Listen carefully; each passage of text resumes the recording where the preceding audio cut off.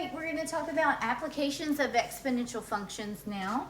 And so this is the model that we use when we're talking about an application of an exponential. This is exponential growth model or decay model. It's a of t, the amount at some time t, is equal to the initial amount, a sub 0, times e, which is the base, raised to the power of k times t. T is the amount of time, and in this case, time could be in years, months, days, hours, depending on the growth rate of what we're talking about, or the decay rate. How do you know if it's growth or decay? Well, that depends on the value of k.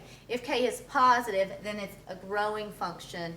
If it's negative, then it's a decay function. It's getting smaller. So, on your sheet, we're going to look at a few examples. Number 2 is the population growth of rabbits. It says, under ideal conditions, a population of rabbits has an exponential growth rate of 11.7% per day.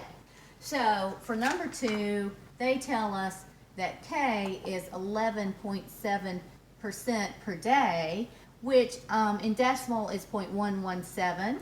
If we convert that to decimal form, consider an initial population of 100 rabbits. A sub 0 is equal to 100. That's what they tell us.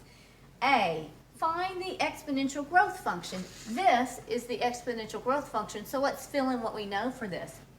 A of t, the amount of the population of rabbits after some time t, is equal to the initial amount, 100, a sub 0, times the base e raised to the 0.117 times t, where 0.117 is the growth rate. Part B says, what will the population be after 7 days? Since the growth rate was given to us 11.7% per day, days is the unit we're working in, so all we have to do is say after 7 days, how much will it be? We'll just put in 7 for t. 100 e to the 0.117 times 7, and we'll calculate that. And then the second part says, well, what will the population be after 2 weeks? Well, it's not given to us in weeks, so we have to convert weeks to days. So 2 weeks would be 14 days. So we just have to be a little careful there and make sure we're putting in the right value. So right here, let's go ahead and calculate this. We say 100. Second function, ln, gives me e to a power to the 1.117 times 7. Right here, after 7 days, there are about 226 or 227 rabbits. Either one of those would be fine. After 14 days, 100 e to the 0.117 times 14 is 514, about 514 rabbits. Those guys multiply very quickly. Then C says, what is the doubling rate? What is the doubling rate? The doubling rate. Is that what it says, the rate or the doubling? Oh, doubling time. Okay, what is the doubling time? In other words, how long does it take for the population to double in size? So this is interesting. When you have an exponential function, the doubling rate is the same, whether you're going to go from 100 to 200 rabbits, or whether you're going to go from 5,000 and it doubles to, or 500 and it doubles to 1,000, or if you're going to go from 5,000, how long would it take to double to 10,000? It takes the same amount of time to double. So it doesn't matter what your initial amount is, how much does it take to get to 2 times that amount. Here's a little formula I'm going to teach you that says the doubling time, how long it takes for something to increase to twice the initial amount or twice that amount, is equal to the natural log of the number 2 divided by the growth rate. So in this case, the natural log of 2 divided by 0.117 would be the natural log of 2 divided by 0.117 gives us 5.92. 5.92. So the doubling rate is about, it takes about 6 days for the population to double in size. So that's just crazy right there. All right, that's number 2. Let's go on and look at number 5. I'm not going to do the whole thing, but I'm going to kind of tell you how to set it up. Number 5 is talking about the population of Haiti. So it says, the population of Haiti has a growth rate of 0.99% per year, or K is 0.99%, not per day, but per year. So this is 0.0099 in decimal form. And then it says in 2013, in the year 2013, so this is when we started taking, when they started the experiment, started taking data. That is our initial time, when time is 0. So this is basically when time is 0. It says that the population was 9 million. So in other words, A sub 0 is 9,893,934. Okay? And the land area was this much. Assuming that this growth rate continues and is exponential, after how long will there be 1 person for every square yard of land? Well, if the number of square yards of land is this much,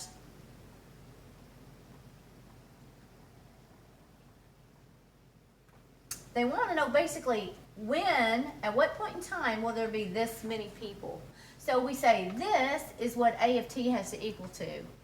Well, what was the initial population? This, 9,893,934 times e to the 0.0099t. And we'd have to solve this equation for t. How you would do that is you would isolate this little exponential expression right here by dividing both sides by 9,893,934. And those will cancel. So basically we have this is equal to e to that power. How we're going to take care of this is we're going to take the natural log of this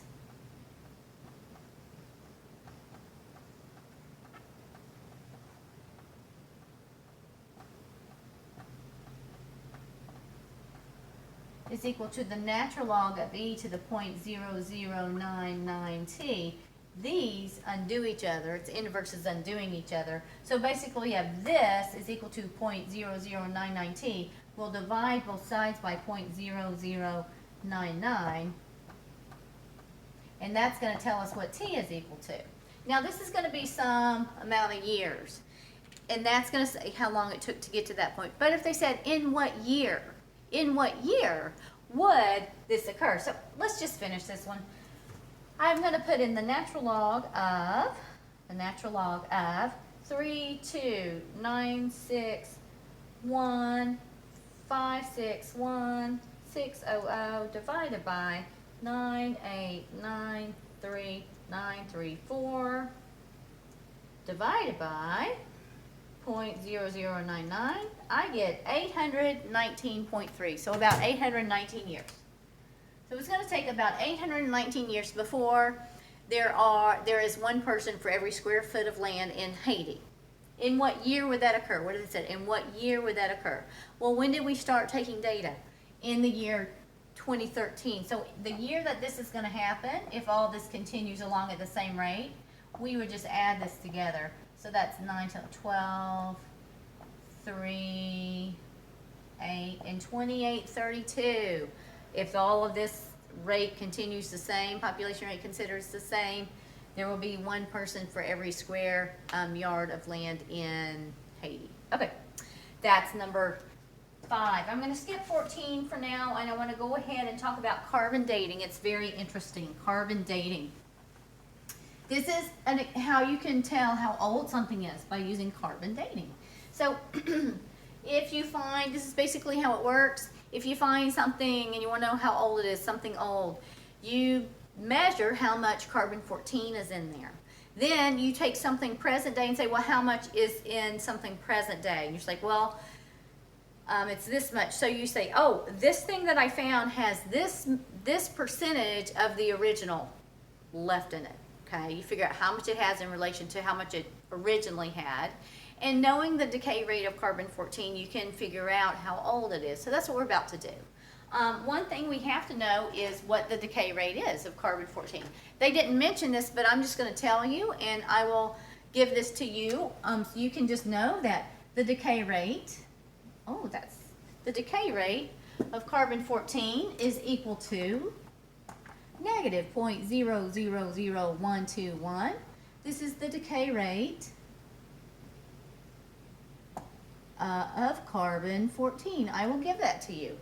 All right, and the negative indicates that it's a decay rate, so it's getting smaller. The amount of carbon in a substance is always getting less and less. Okay, after something dies. So what we have in this experiment, in this question, number 9, it says, in 1970, Amos Flora of Flora, Indiana, discovered teeth and jawbones while dredging a creek.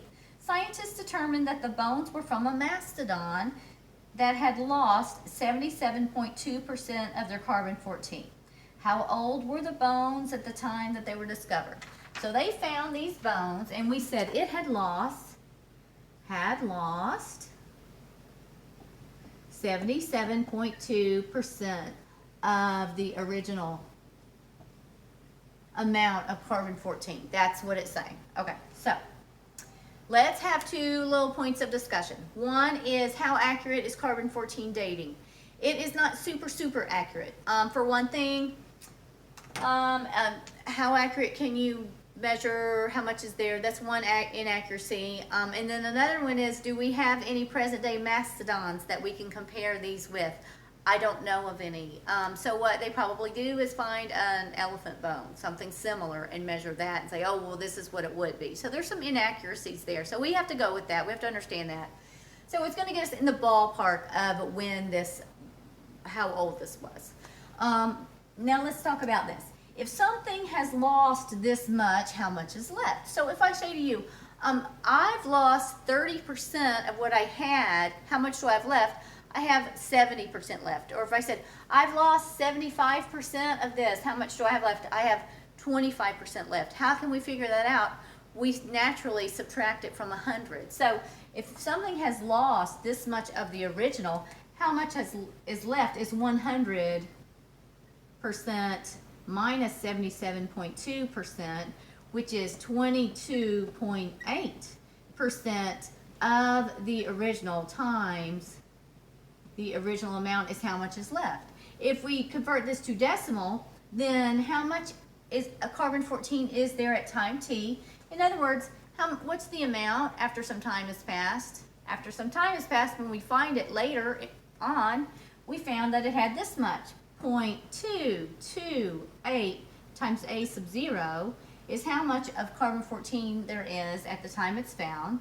This is equal to a sub 0, the original amount it had, times the base e raised to the power kt. K, I'm going to give you this, is negative 0.000121 times t.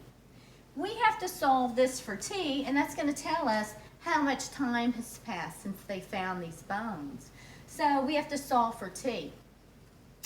We don't know the original amount, but you're going to see that does not even matter. How we solve this is how we solved for that over there, is we isolate the exponential expression, which is this right here. Get him by itself. How are we going to do that? We'll divide both sides by a sub 0. These get divided out, and so now we have 0.228 is equal to e to the negative 0.000121 times t. Now, if I want to solve for t, I need to introduce an inverse function, a logarithmic function, the natural log. I'll take the natural log of this is equal to the natural log of that. Log base e of e to the something, these are undoing each other. I'm just left with negative 0.000121 t. On this side, the natural log of 0.228. Now I need to divide both sides by negative 0.000121. And then I'll find that t is approximately equal to the natural log of 0.228 divided by negative 0.000121. is 12218. 12218. Let me see if I'm happy with how I calculated that. The natural log of 0.228 divided by negative 0.000. Okay, so I get that. So it's about this many years since the guy found it. When did he find it? He found it in 1970. So how old is it now? Well, how many years have passed since 1970? So in 1970, it was this old, right? In 1970. Well, this is the year 2020. How many years have passed since he found it? 50 years have passed. So we subtract. So we would just add 50 years to this. And so we'd say it's 12,268 years old. That's how we could figure that out. Okay, lastly, I'm going to skip number 14. I think that you guys can figure that one out without too much trouble. Am I not going to? Oh, I want to do number 7. Number 7's a big one. Number 7 is about continuous compounding. Now, we have talked about compound interest, and we talked about compounding weekly, 52 times a year, or monthly, 12 times a year, or daily, 365 times a year, but we have not talked about continuous compounding. So continuous compounding has a different formula, and this is it. It's A of t, the amount in the account, is equal to P, the initial amount of money invested, times the base E, raised to the interest rate times T. It is this equation, where A sub 0 is P, the initial amount of money invested, and where the growth rate is R, the interest rate. So this is pretty straightforward. Number 7, it says suppose that $10,000 is invested. P is $10,000 at an interest rate of 5.4%. R is 5.4% or 0.054 in decimal. And it's compounded continuously, and that means use this formula, not the one that has the variable n in it. What is the balance after 1 year, 2 years, 5 years, and write the exponential function. So the exponential function, the amount in the account, is equal to 10,000 e to the r 0.054 t. That would be the function. How much is there after 1 year, 2 years, 5 years, or 10 years? What is A of 1, A of 2, A of 5, and A of 10? That's what you would do. You would let T be 1, 2, 5, and 10 to find out the amount in the account after that. And then it says, what is the doubling time? We'll do the exact same thing that we did in the other problem. The doubling time is equal to the natural log of 2 divided by k. So we'll find out that the doubling time is equal to the natural log of 2 divided by 0.054, and we'll figure out the doubling time doing it that way. So that's how you'll know. All right, this is some examples of applications of exponential functions.